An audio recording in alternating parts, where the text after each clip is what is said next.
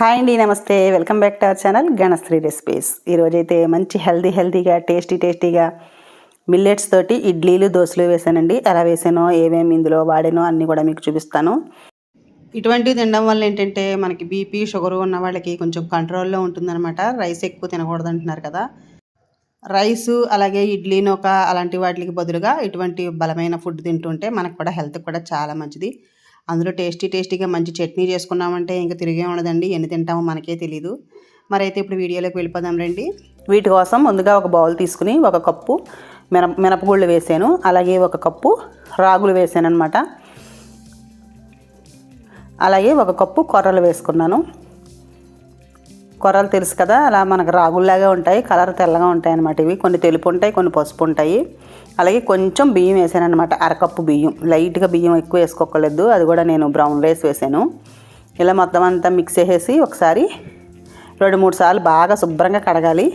కడిగేసుకున్న తర్వాత వాటర్ పోసేసి ఈ పప్పులన్నీ ములిగేలాగా కొంచెం నిండా పోసుకోండి. వాటర్ అనేది పోసేసి ఒక 5-6 గంటలు అయితే బాగా నానబెట్టేసుకోవాలి.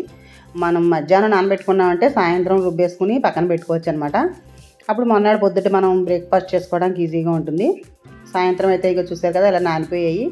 ఈ నీళ్ళు అనేవి తీసేసి ఇవే నీళ్ళు మళ్ళీ మనం కావాలంటే మనం రుబ్బేటప్పుడు కొంచెం పోసుకోవచ్చు, లేదంటే తీసేయచ్చు. ఇలా నీళ్ళు అనేవి తీసేసి మనం ఇప్పుడు గ్రైండ్ చేసుకుందాము. చూసారు కదా చక్కగా నానిపోయాయి.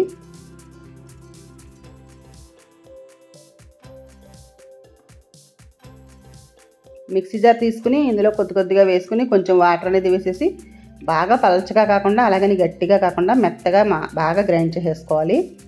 కొంచెం వాటర్ వేసుకోండి. గ్రైండర్లో కూడా రుబ్బుకోవచ్చు, మిక్సీ జార్లో అయితే కొంచెం ఈజీగా ఉంటుందని చెప్పి నేను మిక్సీ జార్లో కూడా చేసుకోవడం వల్ల బాగా సాఫ్ట్గా వస్తాయి అని చెప్పడానికని నేను ఇంకా మిక్సీ జార్లోనే వేస్తున్నాను. అందులో కొద్దిగా ఉన్నాయంటే మనం గ్రైండర్ అంతా వేయలేము, తొందరగా మిక్సీలో అయితేనే అయిపోతుంది. ఇలా మొత్తం రెడీ చేసేసుకుని ఒక బౌల్లోకి వేసేసుకోవాలి. చూసారు కదా ఫ్లఫీగా ఎంత బాగుందో. మినపప్పు అయితే 1 కప్పే వేసాను, 2 కప్పుల వరకు మనం వేరే మిల్లెట్స్ వేసినట్టు అనమాట. ఇలా అంతా కలిపేసిన తర్వాత మనం ఒక 4-5 గంటలు పక్కన పెట్టుకుంటే సరిపోతుందండి. రాత్రి పెట్టి పొద్దుటి వరకు పెట్టుకోవాల్సిన అవసరం ఉండదు, ఎందుకంటే ఇప్పుడు వేడి ఎక్కువగా ఉంటుంది కదా, తొందరగానే ఫర్మెంట్ అయిపోతుంది అనమాట. ఇది చూసారు కదా ఒక 5-6 గంటలకే నాకు ఇలా పైకి పొంగిపోయింది అనమాట. ఎక్కువ టైం కూడా పట్టలేదు. నేను ఇంకా అది ఫ్రిడ్జ్లో పెట్టేసుకున్నాను అనమాట. తర్వాత తీసి చూడండి ఎంత బాగా పొంగిపోయిందో. పిండి అనేది ఎలా ఉంటే మనకి ఇడ్లీలు అవి చాలా సాఫ్ట్గా వస్తాయి అన్నమాట.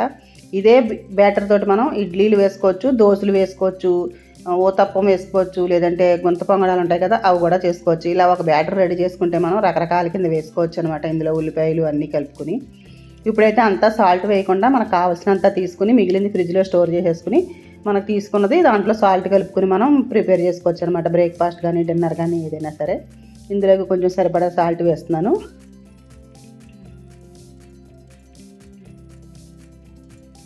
చూసారు కదా పిండి అనేది ఎంత ఫ్లఫీగా వచ్చిందో. ఇప్పుడు దీంతో మనం ఇడ్లీలు వేసుకోవచ్చు, ఇంకొంచెం వాటర్ కలుపుకొని దోశల్లో కూడా వేసేసుకోవచ్చు అనమాట. 2-in-1 కిందే కదండి, 3-in-1 కింద కూడా ఉపయోగపడుతుంది బ్యాటర్ అనేది రెడీ చేసుకుంటే. ఇప్పుడు మనం దీంతో ఇడ్లీలు తయారు చేసుకుందాం. రేకులకి ఆయిల్ కానీ లేదంటే కొంచెం నెయ్యి కానీ రాసేసి ఇడ్లీలు వేసేసుకోవడమే. మనం ఈవినింగ్ రెడీ చేసి ఉంచుకుంటే మార్నింగ్ ఈజీగా తొందరగా మనకి బ్రేక్ఫాస్ట్ అనేది రెడీ అయిపోతుంది అనమాట. జొన్నలు కూడా వేసుకోవచ్చండి. నేను ఇందులో కొర్రలు అలాగే రాగులు వేసాను.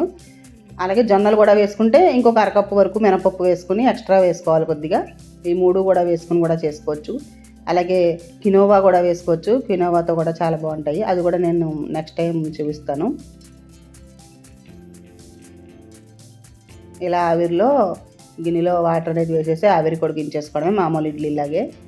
ఒక 10-15 నిమిషాలకి ఇడ్లీలు అయితే రెడీ అయిపోతాయి.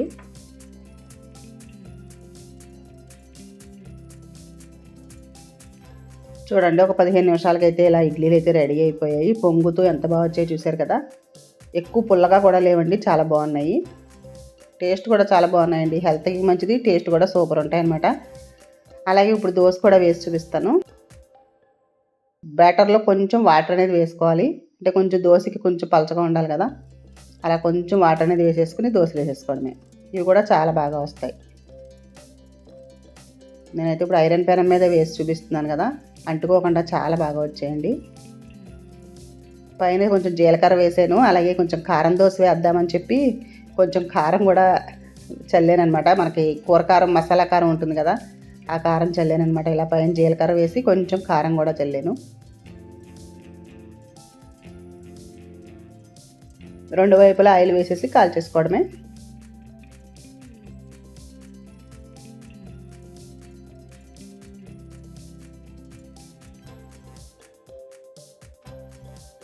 దోశ అనేది ప్రిపేర్ చేయాలి అంటే చాలా రకాలు చేసుకోవచ్చండి. బ్యాటర్ అనేది బాగుండి దోశ బాగా వచ్చిందనుకోండి, మసాలా దోశ వేసుకోవచ్చు, ఆనియన్స్ దోశ వేసుకోవచ్చు, రకరకాల దోశలు వేసుకోవచ్చండి. టేస్ట్ కూడా సూపర్ ఉంటాయి. మనం మామూలు దోశల్లో వేసుకున్నట్టే ఈ దోశకు కూడా అన్నీ ప్రిపేర్ చేసేసుకోవచ్చు.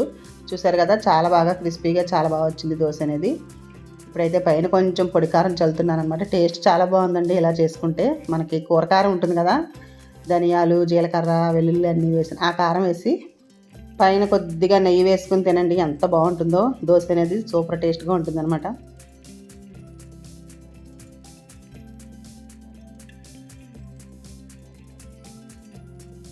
ఇంతేనండి, హెల్దీగా దోశలు, టేస్టీగా ఇడ్లీలు కూడా రెడీ అయిపోయాయి. చాలా అంటే చాలా బాగుంటుంది. మీరు కూడా ట్రై చేయండి. చాలా ఈజీగానే ఉంటుంది చేసుకోవడం కూడా. ఎక్కువ రోజులు నిలవ ఉండకుండా మనకి 2-3 సార్లు అయిపోయేలాగా ఎక్కువ పులిసిపోకుండా ఇలా చేసుకుంటే టేస్ట్ అనేది బాగుంటాయి. అన్నట్లేని ఇడ్లీతోటి ఇడ్లీ కూడా ప్రిపేర్ చేశానండి. అది నేను షార్ట్లో చూపిస్తాను, షార్ట్ వీడియోలో.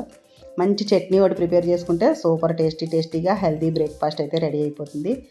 తప్పకుండా మీరు కూడా ట్రై చేస్తారని నమ్ముతున్నాను. అలాగే ఎలా వచ్చిందో నాకు కామెంట్ చేయండి. అలాగే ఈ రెసిపీ అయితే మీ ఫ్రెండ్స్కి, రిలేటివ్స్కి కూడా షేర్ చేయండి. Thank you for watching.